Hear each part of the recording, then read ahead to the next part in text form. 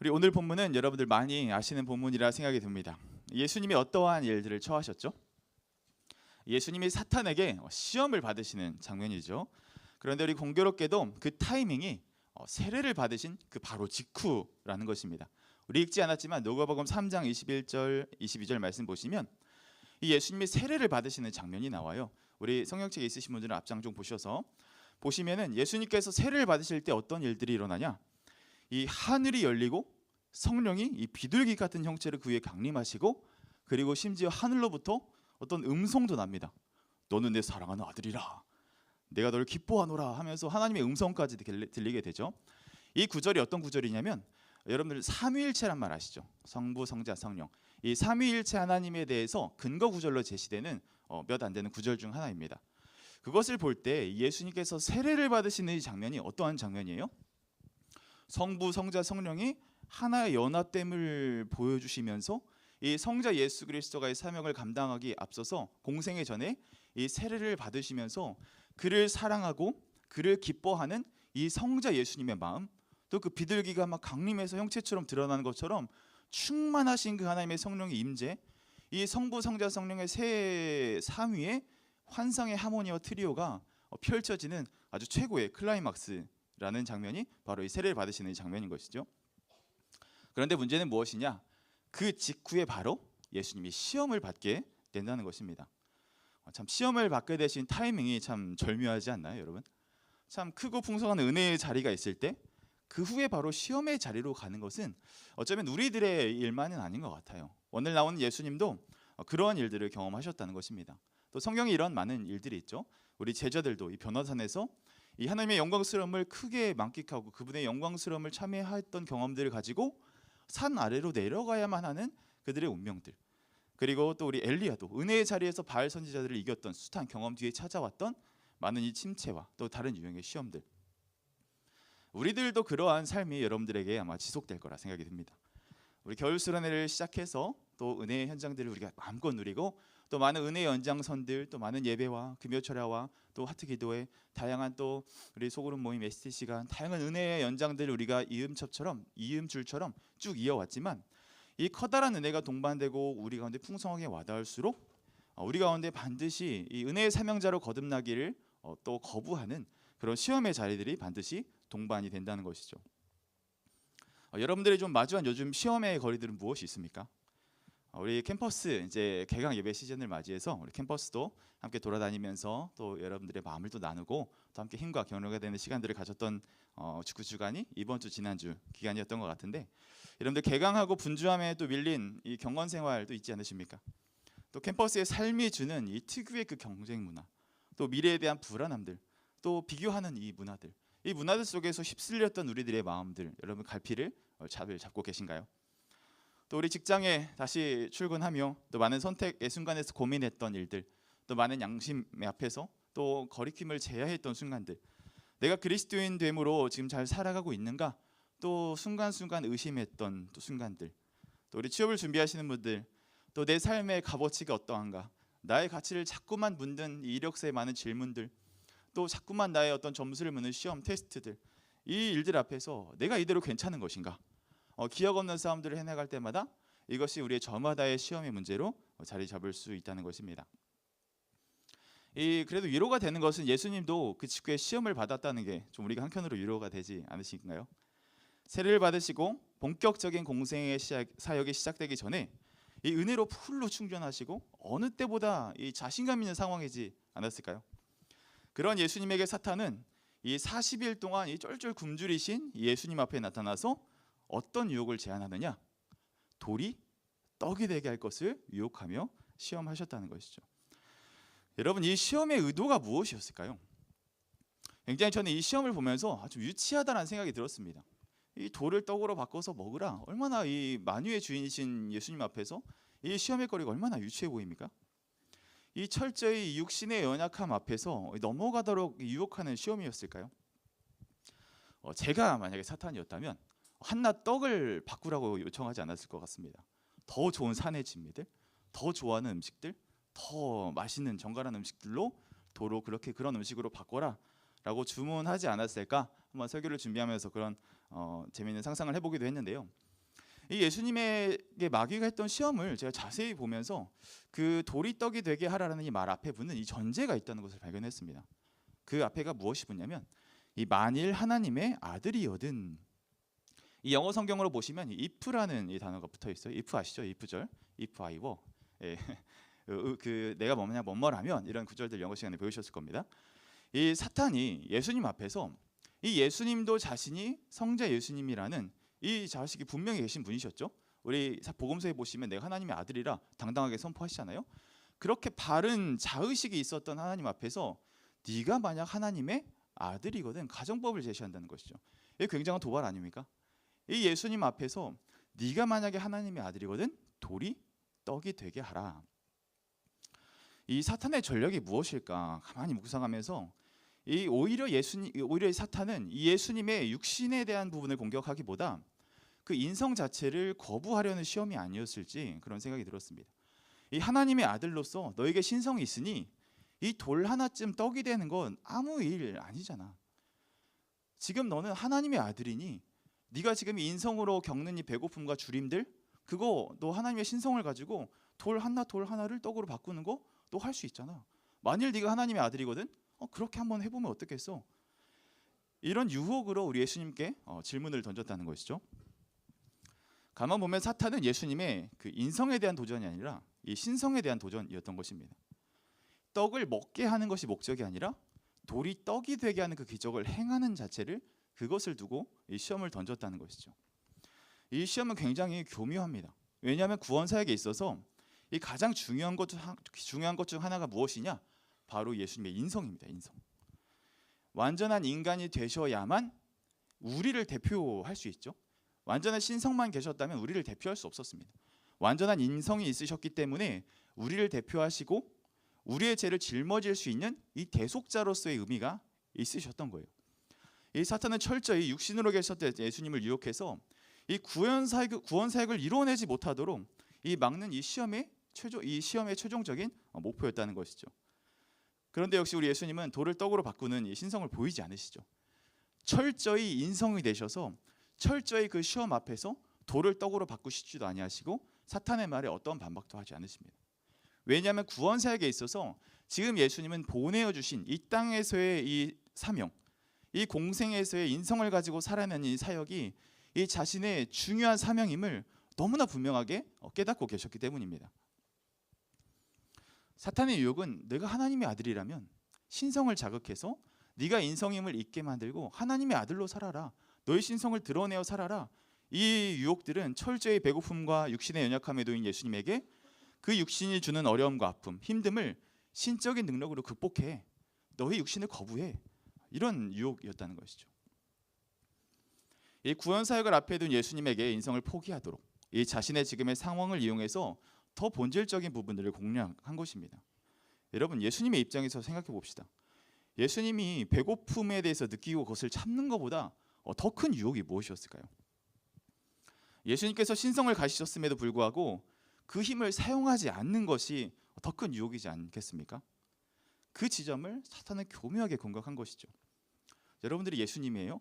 앞에 사탄이 나타났어요. 막 알짱알짱거리면서 네가 만약 하나님의 아들이거든 돌을 떡으로 바꿔봐. 이런 막 일들을 알짱알짱하면 배고픔도 없어질 것 같아요. 너무 소위 시체말로 킹 받아가지고 얘 알짱거리면서 돌을 떡으로 바꾸라는 이 사탄의 이 마음을 볼 때 굉장한 분노와 화와 또 이 녀석을 죽여박을 수도 없고 굉장히 그런 약도 올랐을 것 같고요. 다양한 감정이 드셨을 거라는 생각이 듭니다. 이 예수님의 일들을 보면서 그럼에도 예수님은 그것에 흔들리지 않고 철저하게 육신을 살아내시고 또 후에 나오는 많은 시험들을 또 철저히 인간의 몸을 입으시고 다 이겨내시고 통과하십니다. 그리고 3년의 공생의 기간을 또 충실하게 지내시고 마지막 십자가로 향하셔서 이 육신에 찢기는 고통, 육신이 처절하게 이 밝혀지는 고통, 이 수치심이 드러나는 그 십자가에서 자신의 몸을 다 고스란히 인성으로 하나님께 올려드리게 되는 것이죠. 이 이야기들 우리에게 한번 적용해 봅시다. 은혜를 누리고 우리가 성령의 충만함을 받고 나아가는 우리가 겪게 되는 시험의 자리는 여러분 여전히 육신의 일들 안에서 일어나는 일들 아닙니까?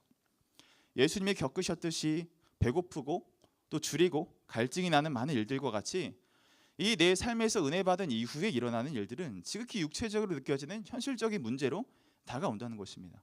우리들의 많은 필요의 문제들, 많은 또 선택의 문제들, 또 많은 갈등의 문제들, 또 우리가 겪는 우선순위의 많은 문제들 앞에서 우리의 그런 필요를 어떻게 알고 잘 자극하고 우리가 어떤 부분을 건드려질 때 폭발하는지 우리의 그 마음의 트리거들을 알고 사탄은 계속해서 우리를 그런 부분들을 건든다는 것이죠.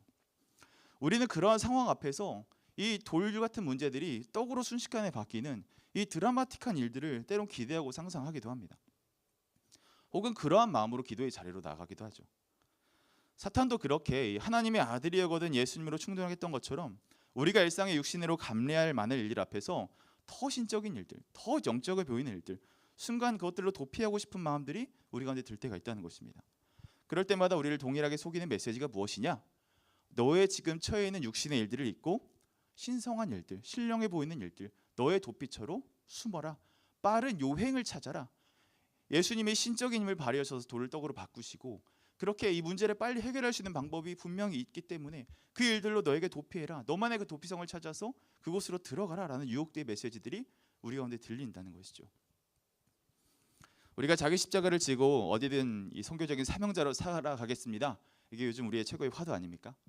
결단할 때 일어날 많은 감수해야 할 일들이 사실 그 결단 앞에서 따라오는 것이 사실입니다. 우리가 실제 육신으로 느껴야 할 많은 갈등과 고민들이 여전히 우리의 삶 가운데 동일하게 존재한다는 거예요. 그럴 때 우리가 충실하게 마주하며 그 삶을 뚫어내어야 한다는 것이죠. 그런 상황 앞에서 사단은 우리를 계속해서 유혹해야 됩니다. 진짜 마주해야 할 일들을 외면해 두고 그렇지 않은 일들로 피하고 싶은 내 안에 신성해 보이는 일들, 신령해 보이는 것, 그것으로 숨는 요행을 바라지 않고 철저하게 예수님과 같이 육신으로 살아가는, 육신에 속하여 그 일들을 살아가는 것이 우리의 삶의 진짜 터전이라는 것이죠. 우리가 그 공간을 비껴나가게 된다면 어떤 일들이 일어나게 될까요? 보내신 곳에서 우리가 사명자로 살아가는 삶이 아니라 이 보내신 곳에서 빠른 길을 찾고 싶어하는 그런 요행을 바라는 모습들이 아닐까요? 요즘 이 가상현실이라는 이 주제가 굉장히 또 부각되던데 마치 내 몸은 이 현실을 살아가며 육신의 일들을 겪으며 살아가지만 내 마음, 내 영혼은, 내 정신은 이 가상현실에 올라와 있는 것처럼 내가 철저하게 부대치고 하나님께서 싸우라 말씀하신 이 스파링을 해야 되는 싸움의 터전 안에서 그 싸움 외면한 채 내 어떠한 일들로 도피하고 싶어하는 마음들이 있다면 오늘 이 예수님께서 우리에게 보여주신 철저하게 육신으로 살아내셔서 그 일들을 통과하시고 승리하신 그분의 일하심을 우리가 담기를 소망합니다. 사랑하는 여러분, 우리는 보내신 그곳에서 철저히 육신을 입고 살아야 하는 존재입니다. 보내신 그곳에서 신령해 보이는 것들, 영적인 것과 같은 그런 도피처에서 벗어나 우리들의 현실을 살아내십시오.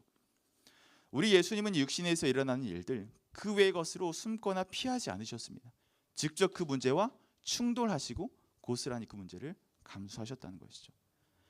예수님은 그 문제에 대해서 어떻게 대응하셨나요? 바로 말씀으로 대응하셨습니다. 어떤 말씀으로 대적하셨죠? 떡으로만 살 것이 아니다. 하나님의 입술에서 나오는 말씀으로 살 것이다 라고 고백하셨죠. 근데 이 말씀은 사실 신명기에 나오는 말씀입니다. 신명기 8장 2절 3절에 나오는 말씀인데요. 우리 신명기 8장 2절 3절 말씀 우리 같이 한번 읽어볼까요? 시작. 내 하나님 여호와께서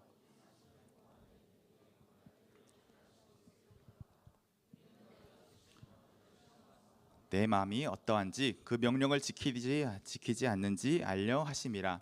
너를 낮추시며 너를 줄이게 하시며 또 너도 알지 못하며 내 조상들도 알지 못하던 만나를 내게 먹이신 것은 사람이 떡으로만 사는 것이 아니요 여호와 입에서 나오는 모든 말씀으로 사는 줄을 내가 알게 하려 하심이니라. 아멘. 이 예수님은 신명기의 말씀을 꺼내서 그 사탄을 대적하시죠. 이 신명기에서 말하는 이 떡은 무엇이냐면 우리 이 사람이 떡으로만 그 앞에 구절을 보시면 만나를 내게 먹이신 것은 여러분들 보이시나요? 네, 이 떡은 만나를 말합니다. 근데 이 만나를 무엇이라고 얘기하는가?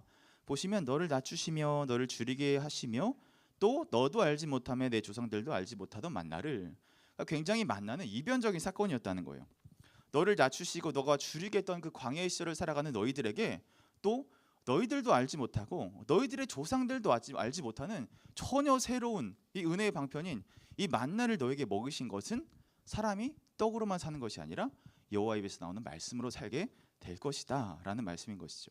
그래서 이 떡이라는 의미에 그 앞에 있는 의미를 구현해서 번역을 새롭게 해보자면 이 사람이 기적과 같은 일로만 살 것이 아니요 여호와 입에서 나오는 모든 말씀으로 사는 줄을 내게 알게 하려 하심이니라. 이 사람은 늘 이변적인 기적과 같은 일들로 사는 것이 아니라는 것입니다. 육신의 일들을 넘어서는 신비한 일들, 또 우리에게 신령함을 쫓는 일들, 어떤 영적인 체험들로 사는 것이 아니라는 것이죠. 그런 곤고한 때에 만나를 내려주신 것은 참 너무나 우리에게 감사한 일입니다. 또 많은 은혜의 감격들, 또 내 상식을 뛰어넘는 이 죄사함이 깨달아지고 믿음으로 주시는 이 선물의 은혜들을 우리가 깊이 깨닫는 이 우리의 존재를 뛰어넘는 은혜의 순간들을 경험하는 것은 우리에게 없어서는 안 될 너무나 중요한 순간입니다. 그러나 사람은 늘 그러한 만나로만 사는 존재가 아니라는 것이죠. 내가 누렸던 은혜를 요행 삼을 수 없다는 것입니다. 내가 받은 은혜를 도구 삼을 수 없다는 것입니다. 내가 받은 그 은혜만 머물러서 그것에만 의존하며 살아갈 수 있는 존재가 아니라는 것이죠. 여러분, 만나가 언제 그칩니까? 우리 여호수아 5장 12절에 보시면 이 만나가 그치는 때가 나옵니다. 한번 읽어볼까요? 시작. 또 그 땅의 소산물을 먹은 다음 날 만나가 그쳤으니 이스라엘 사람들이 다시는 만나를 얻지 못하였고 그 해에 가나안 땅의 소출을 먹었더라. 이 만나는 굉장히 이례적인 하나님의 은혜의 방편이라고 말씀드렸죠. 결국 이때가 지나자 만나는 그쳤고 다시는 만나를 얻지 못하였다고 말하고 있습니다. 근데 그 만나가 언제 끊기냐? 그 땅의 소산을 먹은 날에 이 만나가 그치게 되었다는 것이죠. 여러분, 하나님께서 왜 만나를 그치게 하셨을까요? 왜 이스라엘 백성들에게 이 생명줄과 같았던 이 좋은 은혜의 방편인 만나를 왜 멈추게 하셨을까요? 좀 제가 상상을 해봤을 때 만약 만나가 계속 내렸더라면 어땠을까? 이 이스라엘 백성들이 결국 이 빠지게 된 우상이 바알과 아세라 아닙니까? 이 바알과 아세라의 속성이 무엇이죠? 풍요와 다산이죠. 하늘에서 한없이 만나가 계속 제때 내려준다면 여러분들 이 풍요와 다산 앞에서 그래도 싸워볼 만한 그런 건덕지가 있지 않겠습니까? 그런데 하나님은 타협의 의지 없이 그들이 가나안 땅에 가서 첫 소산을 먹자마자 이 만나를 뚝 끊어 버리셨다는 것이죠. 이제는 그들이 스파링장으로 올라갔다는 것입니다. 하나님의 은혜의 소산들을 많이 먹고 누리던 그 시간들을 지나서 이제는 그 은혜가 없이도 살아갈 수 있도록 하나님께서 그들을 이 싸움의 장으로 밀어 넣으신다는 것이죠. 이제 너희는 은혜 받은 시간들이 너의 삶의 걸음이 되어서 이 광야에 인도하셨던 하나님의 많은 일하심들이 신명기의 말씀이 되어 모세가 기억하라 말씀하셨던 그 신명기의 말씀들과 기록들을 가지고 너희들이 앞으로 여호수아 그 필두로 이 가나안 시대를 정복하며 살아갈 그때에 너희들이 그 만나로 은혜를 받았던 때를 기억하면서 만나 없이도 내가 주님으로 사랑하며 선택하겠다는 너희들의 자발적인 의지, 너희들이 나에게 진정한 마음을 다오 라고 고백하시는 이 하나님의 음성이 들리시지 않으십니까? 만나가 그치는 순간 그 땅의 소산을 먹고 살아가야 할 줄 믿습니다. 사랑하는 여러분, 여러분들의 지금 생활의 반경에 캠퍼스, 또 직장, 취업의 준비들 나름의 여러 가지 시간들을 보내고 계실 것입니다. 그 시기가 설령 여러분들 가운데 만나가 뚝 끊겨버린 것만 같습니까? 이 만나가 그쳤다는 것은 이제 여러분들이 싸우고 정복해야 할 이 또 한 단계 이 가난의 무턱으로 하나님께서 여러분들을 초대하시는 러브콜입니다. 우리를 이제 그러한 철저한 현실 속에서 살아낼 수 있을 만하니 여러분들을 그 스파링장으로 밀어 넣으신다는 것이죠.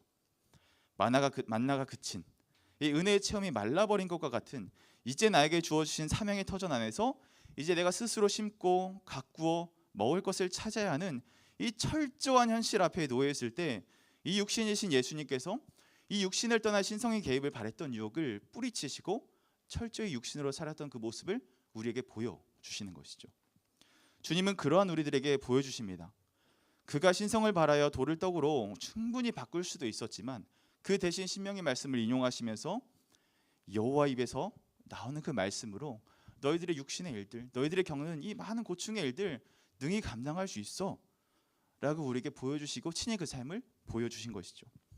그렇다면 여러분, 이 하나님께서 말씀하신 이 말씀으로 살아간다, 이 여호와 입에 나오는 말씀으로 살아간다는 말의 의미는 무엇일까요? 바로 성령 충만한 삶입니다. 자, 우리 예수님의 여정을 다시 한번 볼게요. 1절에 보시면 예수님께서 세례를 받으실 때도 1절에 예수께서 성령의 충만함을 입어 요단강에서 돌아오셨고요. 또 광야에서 40일 동안 성령에게 어떻게 되죠? 성령에게 이끌림을 받는다라고 얘기를 하죠. 참 신기합니다. 이 놀라운 은혜의 현장에서도 성령의 충만함을 가지고 주께서 그 부르심에 동참하셨고 이 시험의 자리를 겪는 광야에서의 시간 동안도 이 성령께서 이끌리심에 동참하셨다는 것이죠. 여기서 이 성령의 충만함이라는 것은 이 성령의 지배를 받는다, 이런 의미에 더 가깝습니다. 지배를 당한다는 의미는 이끌림 받는다는 걸 의미하겠죠. 우리는 이 성령의 지배를 당하며 살아갈 때 때론 우리의 삶의 자리가 풍성한 은혜에 처할 수도 있고요, 때론 우리를 그런 시험의 자리로 우리를 인도하실 수도 있는 것이 성령의 이끌림인 것입니다. 그러나 중요한 것은 그 말씀 안에서 성령의 인도하심을 따라가는 사람들은 이제 내가 부르신 곳이 어떠함을 넘어서서 하나님과 동행하시는 곳이기 때문에 그곳이 은혜가 풍성한 자리이든 그곳이 내가 시험에 처하는 광야의 삶이든 그것은 이제 더 이상 문제가 되지 않는다는 것입니다. 우리에게 놓인 돌이 떡이어야 되는 문제 앞에서 다른 것에 숨지 않고 그 문제를 직접 육신으로 살아갈 수 있게 되는 것이죠. 그것을 가능하게 되는 것이 바로 성령의 충만함, 그 말씀을 따라 쫓는 삶인 것입니다. 말씀을 마무리하겠습니다. 사랑하는 동역자 여러분, 성령 충만하다면 내가 어느 곳에 있든지 그것은 이제 더 이상 문제가 되지 않을 것입니다. 내 삶에 더 이상 만나가 끊긴 것처럼 보여도 내 삶에 그 많은 포커스와 같은 은혜 현장들이 내 삶에 지속되지 않는 것 같아 할지라도 하나님께서 부르신 자라면, 하나님께서 나를 부르신 곳이라는 내 마음에 확신이 있다면 그 성령의 인도하심을 따라 쫓게 되는 그런 우리 삶을 통해서 결국 주님께서 그 십자가를 향하셔 걸어가시고 승리하셨던 것처럼 우리의 삶도 그러한 승리의 삶으로 여러분들 부르고 계시다는 것을 여러분들 마음으로 확신하는 시간 되기를 간절히 소망합니다. 우리의 동의하시는 분들 함께 일어나서 우리 함께 찬양으로 함께 고백하며 나갔으면 좋겠습니다.